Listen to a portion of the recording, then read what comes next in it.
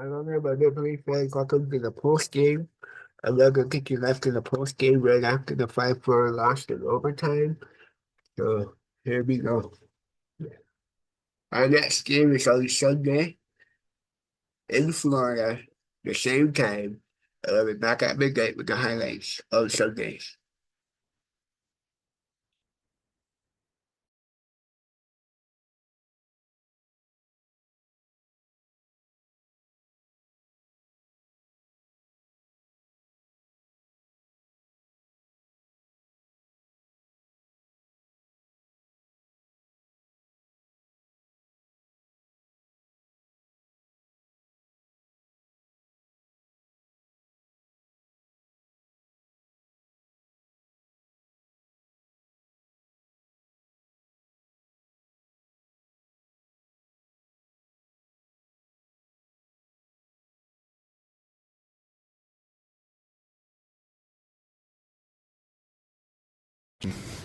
Close game. Both teams played hard, and we expected it to be competitive. We expected them to be desperate, and they were. After a really good start for you guys, what did you feel maybe turned a bit in their favor? Well, they just pushed back. I think that's just the nature of things. Obviously, a good start for us, and then as you go, the game evens out. And like I said, they're a desperate team. We have to match that. Crazy bounces, going in their net, going in your net. Just kind of bizarre that way. Yeah, I think it happens. That's how pucks are going in right now. It seems, not just in this series. Look at last series, and kind of around the playoffs. That's how it's going in. Filling the room, heading into Game 4 now, still up 2-1. Yeah, I think. Obviously we're happy to be up in the series. Obviously tonight isn't the result we wanted, but there's good things going on. So, it's like anything. We'll try to clean up the areas that we feel need to be addressed, and then we'll try to build off the good stuff. And we're in a good position, so it's important that we keep focused, have a good day tomorrow, and get ready to play. When you travel well, your ticket can take you to more than just your destination. It can make you feel like a local. When you travel well. Chewy is the proud partner of the Toronto Maple Leafs. At Chewy, score on pet faves in the Canada Shop. While the Leafs win big on the ice, your pet wins big with low prices. Get everything delivered for life with pets. How much more could you feel their desperation? Like how did it feel compared to the first couple games? I think over the game, there's periods where you can feel it more, and I thought that there was times in the third where we were desperate. We're down and pushing, and I think we were in the driver's seat. And then there's obviously times earlier in the game where I felt like they were doing a good job, putting pressure on us. So it's like anything over the course of the game. There's ebbs and flows, but we didn't expect an easy game by any means. Morgan, do you think they brought an increased level of physicality in this one compared to the first one? No. It's been extremely competitive and really physical all the way through. So as we go, I would only expect that to continue to rise.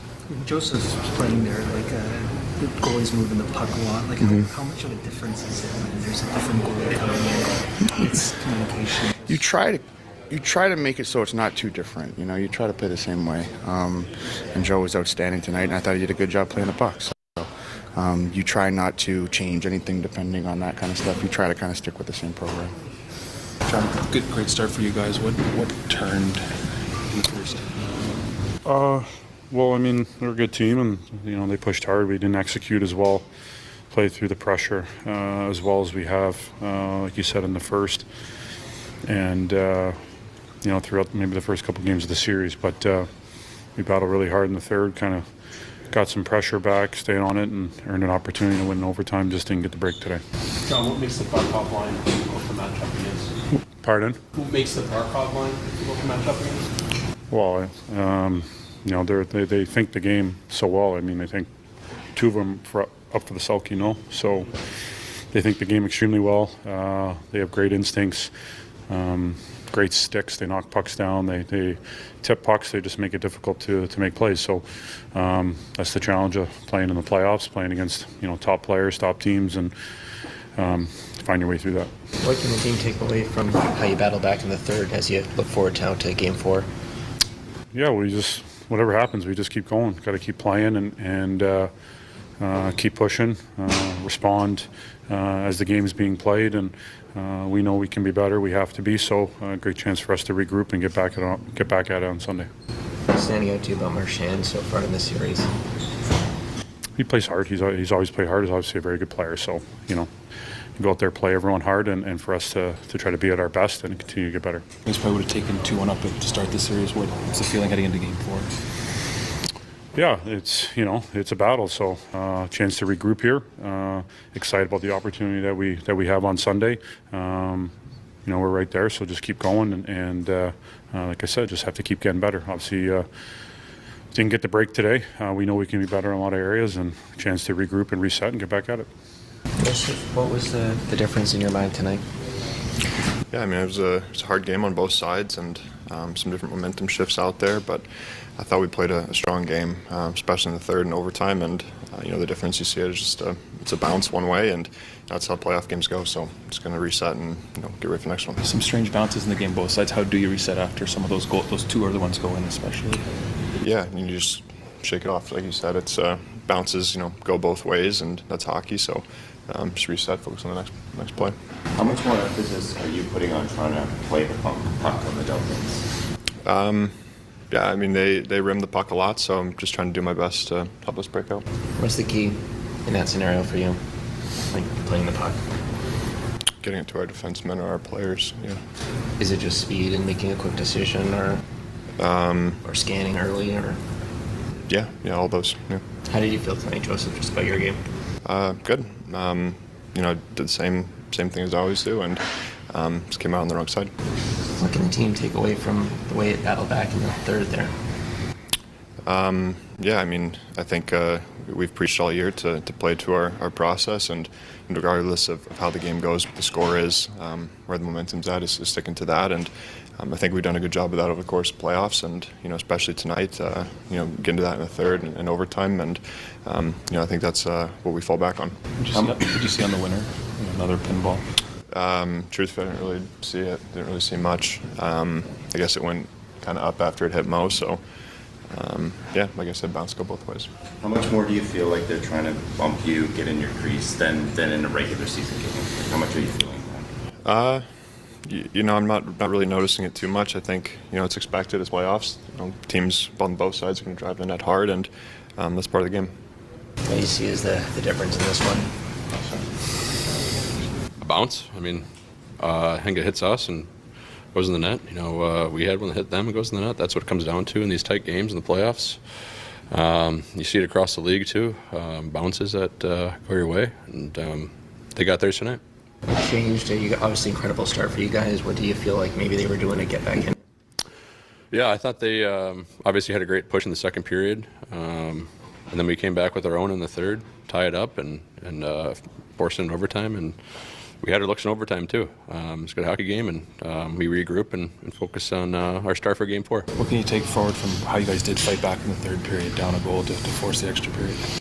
Yeah, I think we've been doing it all postseason here and all year long. Frankly, we got a lot of belief in our group throughout our depth. I think all lines have been contributing in the postseason, all D pairs and both goaltenders. So it's we got a lot of faith in our room and a lot of belief in our room. What's the biggest adjustment, if any, do you think you need to make for Game 4? I think just obviously that lapse in the second and allow them back in the game and just keep our foot on the pedal as much as possible. Obviously they're going to have their pushes too. Weather those and give them our own push like we did in the third. So these games are tight. It's back and forth hockey. Like I said, we regroup and focus on Game 4 now. What are you seeing from your partner, Chris? Like, just taking so many hits in this playoffs, has to leave. Like, what are you noticing from him in this series? Yeah, he's as tough as they come. He's so steady. He's willing to do whatever it takes to win. We're lucky to have him. Craig, after a great start here tonight, how did you see the game maybe turn in the second? They had a good second. We were Thought that we weren't direct in the second. Turned too many pucks over. Allowed them to come back at us and play their game, and got hemmed in too much. You know, third period we did our thing again, and I thought we had a good third, and OT's OT. What kind of challenge are you seeing from that Lundell-Marchand line in particular when they're out there? Well, I talked earlier about that line. That's a good line, and I mean, you got with Marchand on the line, it just adds more creativity to the line. You know, he's a good player, makes plays, you know, subtle little things he does on the ice, you know, so makes it a more dangerous line offensively. Chris Tanev's right near the top of the league in hits taken in these playoffs. What are you seeing from him, and just how's he holding up? We saw that he had to leave the game at one point. He not from a hit. No, but Why did he leave? that's, you know, no real reason. It was just something he had to do with equipment. It was like nothing. He wasn't hurt or anything. Yeah, I mean, they forecheck hard and they're physical.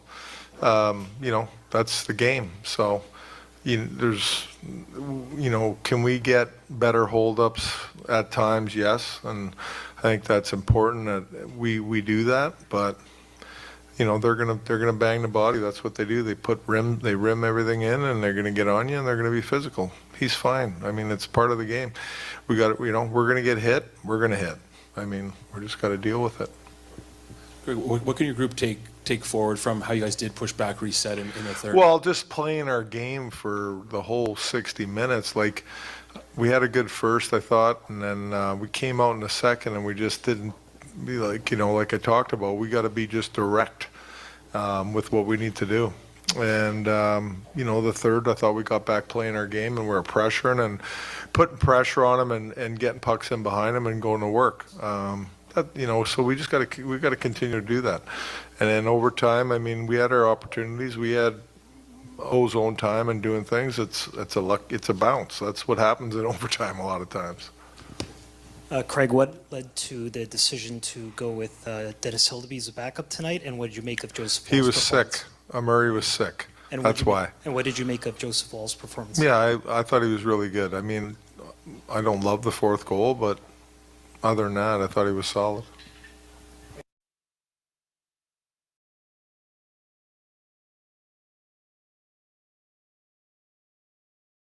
Do you know what's really fun? Making a website on Wix. Hey, we're How Ridiculous, 3 childhood friends and digital content creators that do epic stuff from Perth, Australia. We've got about 50 million followers. We're in the billions of views, and we're a small team. We always felt like our content was all about entertainment and being fun, but there was also this, sort of professional business side. One of the things that we knew was basically essential was getting our own website, so people would actually see a proper official group who mean business and who can deliver. And we now get unbelievable opportunities to do things like film balloon popping races with Manchester City.